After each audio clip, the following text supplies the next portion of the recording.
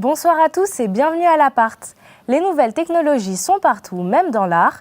On connaissait l'art numérique qui utilise des éléments électroniques comme moyen de création, mais aujourd'hui on va encore plus loin.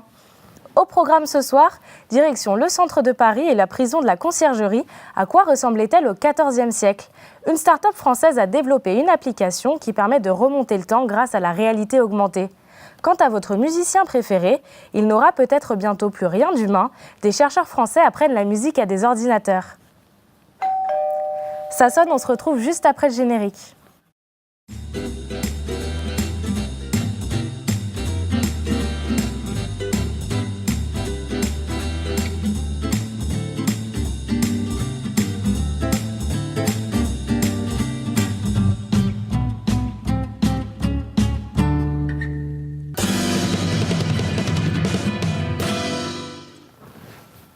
Et notre colocataire du soir est Ludovic Jardel. Bonsoir. Bonsoir. Alors vous êtes vice-président du Skylab. C'est un lieu où on crée plein de choses avec des imprimantes 3D, des découpeuses laser, c'est bien ça? Tout à fait, tout à fait. Des outils numériques, mais pas uniquement. On travaille aussi avec des outils traditionnels. Alors on l'a bien compris, on innove beaucoup au Skylab dans les Yvelines, mais aussi on innove beaucoup dans le domaine musical. Des chercheurs expérimentent avec la musique de demain. Regardez.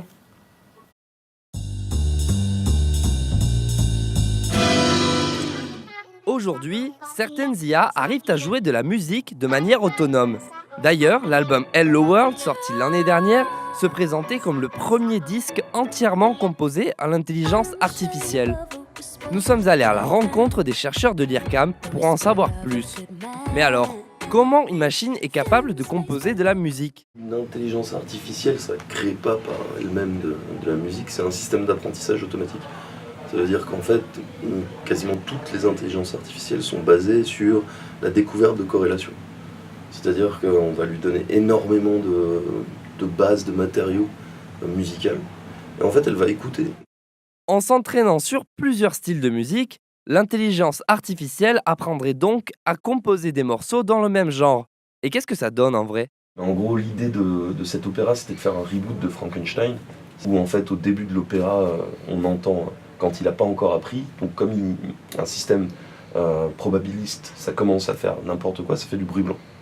Et puis petit à petit, sa voix se forme, et donc après plusieurs jours d'entraînement, en fait, voilà ce que ça génère.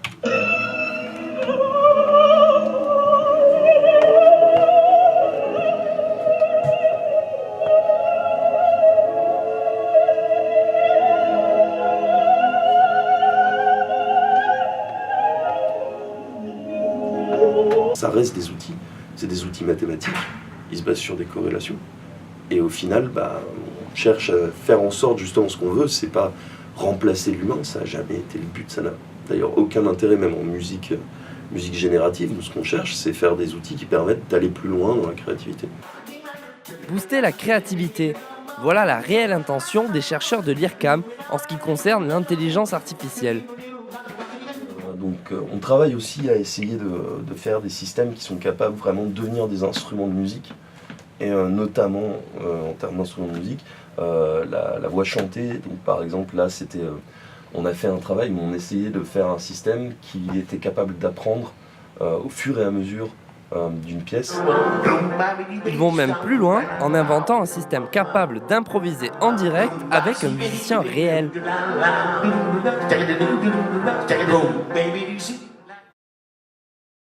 Alors on vient de le voir dans le reportage, pour les chercheurs, c'est impossible que l'intelligence artificielle puisse remplacer un artiste. C'est votre avis aussi? Si on considère qu'il ne peut y avoir de création artistique sans avoir une démarche intellectuelle, effectivement, c'est pas possible. Si on se focalise plus sur l'objectif de l'art, si on considère que ça a pour but de créer une émotion, de donner du plaisir auditif par exemple, oui, on peut imaginer d'avoir une création qui va remplir cet objectif. Alors vous travaillez au sein d'un Fab Lab, c'est une association, mais concrètement vous faites quoi? Alors, c'est une association qui est... c'est un super atelier collaboratif Moi, je suis vice-président, mais je suis, comme tous les adhérents, j'ai des projets personnels, mais j'ai aussi une part de travail sur la communication, sur l'organisation du lieu. Et j'essaye de faire en sorte que le lieu soit accueillant et vivant. Et quel est le type de projet qu'on peut retrouver au Fab Lab, par exemple? Il y a des Fab Labs qui ont des orientations précises. Nous, on est assez généraliste, on touche à tout. Et donc, on est sur les domaines de l'informatique, de l'électronique, des machines numériques et de tout ce qu'on peut faire au sens, en termes de bricolage, mais dans le sens noble du terme. Alors, on recense plus de 400 Fab Labs en France en 2018. Une grande partie d'entre eux ont moins de 5 ans. Comment expliquer ce boom? Tout dépend de ce qu'on appelle un Fab Lab déjà. Le terme est un peu dévoyé. On a beaucoup de sociétés qui créent des Fab Labs qui ne sont pas ouverts au public. Normalement, ça ne devrait pas avoir le terme de Fab Lab. Je pense qu'on est plus entre 50 et 100 Fab Labs aujourd'hui. Cet engouement, il est lié à l'envie d'aller de l'avant, d'être dans le futur. Ce n'est pas uniquement pour répondre à un besoin. Je pense qu'il y a un côté ludique. On a envie de participer à l'avenir. Et alors, comment vous servez des nouvelles technologies dans vos travaux? Alors déjà, le terme de nouvelle technologie, pour moi, je ne suis pas très fan parce que si on pense à Internet, Internet est né avant moi. Donc, c'était dans les années 60. Le web a une trentaine d'années, puisque c'est dans les années 90. Donc, les technologies, les nouvelles technologies, pour moi, sont juste une évolution de technologies plus anciennes.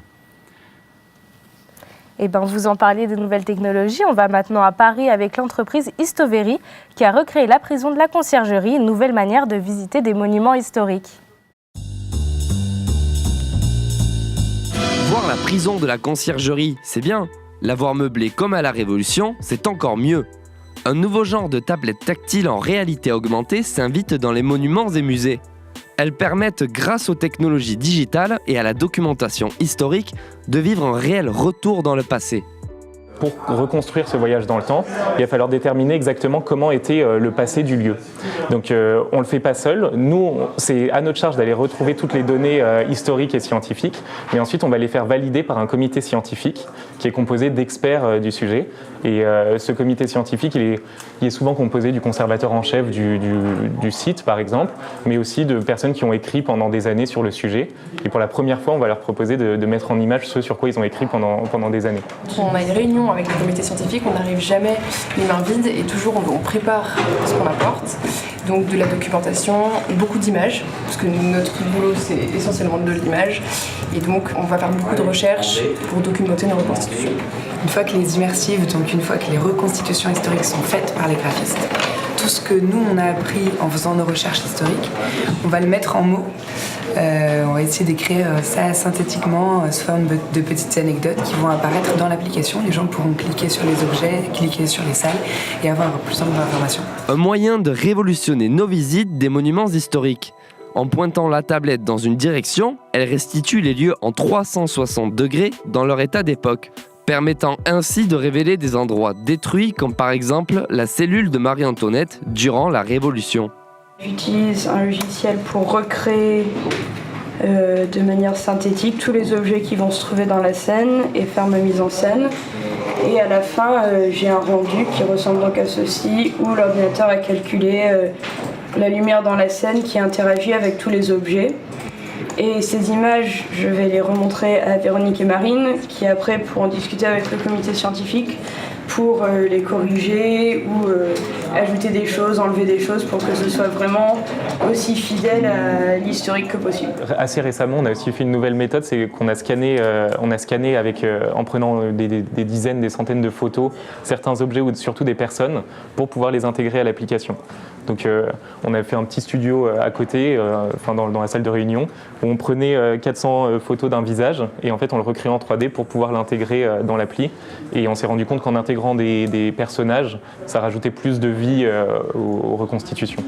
Cette technologie permet de redonner de l'intérêt pour des lieux oubliés en proposant une visite 2.0 ludique et immersive. On fait en sorte qu'elle soit dans toutes les langues et que le contenu soit compréhensible par des personnes qui ont des âges différents et même des intérêts différents. Et ça peut être pour des amateurs de culture comme pour des spécialistes. Il faut que ça réponde à tous les types de publics. Du Pic du Midi au château de Chambord, ce nouveau genre de visite se popularise et séduit de plus en plus. Une nouvelle technologie qui risque bien de révolutionner notre manière de visiter des lieux du patrimoine. Alors on l'a vu, la réalité augmentée, ça permet de remettre au goût du jour des lieux oubliés ou qui n'existent plus. Pourquoi les gens sont-ils si attirés par ce genre de technologie aujourd'hui ? Je pense que la réalité augmentée, c'est quelque chose en plus par rapport à la réalité virtuelle. On a vu, la réalité virtuelle, ça permet de visiter des lieux comme si on y était. La réalité augmentée va apporter quelque chose en plus. On apporte une information complémentaire, mais il ne faut pas oublier que ce qui est important, c'est de vivre l'instant présent et de profiter d'un lieu. Donc c'est très bien de rajouter une information. Il ne faut pas juste se mettre un casque sur la tête et oublier ce qu'on est en train de vivre. Donc pour vous, la réalité virtuelle, si on allait vers ce genre de technologie pour une visite de monument, ça n'apporterait pas d'intérêt finalement à la visite ? Il faut être capable de vivre l'instant présent et en même temps de profiter des informations complémentaires qu'on peut vivre. Se retrouver face à une œuvre, on est souvent en manque d'informations. On ne sait pas quelle a été la démarche de l'artiste. Donc ça peut être très intéressant. Il faut être capable de vivre vraiment l'œuvre qu'on a en face de soi et profiter aussi de ce complément que peut être la réalité augmentée. Alors la tablette remise pendant la visite, elle permet un accès aux nouvelles technologies à tous les publics. Est-ce que vous avez également cette volonté au Skylab ? Tout à fait. Au Fab Lab, au Skylab, on a une vraie volonté de s'ouvrir à tout public. On a fait le choix d'avoir une cotisation de 35 € par an, 15 € pour les demandeurs d'emploi et les étudiants. C'est vraiment le but, c'est d'avoir accès, y compris à un public défavorisé. C'est vraiment notre but. Et donc, je sais que vous avez mis en place des ateliers créatifs. Est-ce que vous pouvez nous en parler ? Alors, les ateliers créatifs, c'est un espace de travail en groupe. Moi, j'ai une formation artistique. J'ai fait l'école Boulle, je suis architecte, mais ensuite j'ai eu un parcours plus dans le numérique, dans le digital, et j'essaye justement de mélanger à la fois la technique, les technologies, les sciences, et ce besoin de créer. Donc mon but, c'est d'apporter à d'autres personnes cette envie de développer un sens artistique, et donc de travailler aussi bien sur de l'électronique que sur des matériaux plus manuels. Alors, est-ce que vous avez, par exemple, des prochains projets dont vous pouvez nous parler avec le Skylab ? On a 50 000 projets en cours. On a toujours beaucoup de choses. On a, pour le moment, un objectif, c'est d'ouvrir un 3e Fab Lab, puisque aujourd'hui on est à La Verrière et à Viroflay, et on va bientôt ouvrir à Vélizy. Donc, c'est un projet très intéressant. Et quels équipements on pourra retrouver à Vélizy alors ? Alors, à Vélizy, on aura des locaux un peu plus petits qu'à La Verrière, puisqu'aujourd'hui, on a 200 mètres carrés à La Verrière. À Vélizy, on sera sur 55 mètres carrés, donc on va être sur des machines, sur des imprimantes 3D, sur de l'électronique. On fera l'impasse sur les machines à bois, les machines plus traditionnelles.